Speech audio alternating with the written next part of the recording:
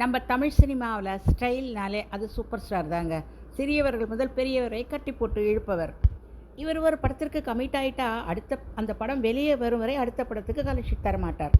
1983 Sathya movies தயாரித்த படம் தான் தங்க மகன். இந்த படத்துக்கு அட்வான்ஸும் வாங்கி நடித்து கொண்டு இருக்கும் பொழுது அவருக்கு திடீரென்று உடம்பு சரியில்லாமல் போய்விட்டதுங்க. அதனால் அவர் ஹாஸ்பிட்டலில் சேர்ந்து சிகிச்சை எடுத்துக்கும் நிலை வந்துவிட்டது. 3 மாதம் கழித்து தான் அந்த படத்தை முடித்து கொடுத்தார். படம் நல்ல ஹிட்டு, செம ஹிட்டு போட்டதும் தியாகராஜன் அவர் ரஜினிக்கு 10 லட்சம் எடுத்து கொடுத்து மேனேஜர்கிட்ட கொடுத்து அனுப்பிச்சிருக்கிறார்.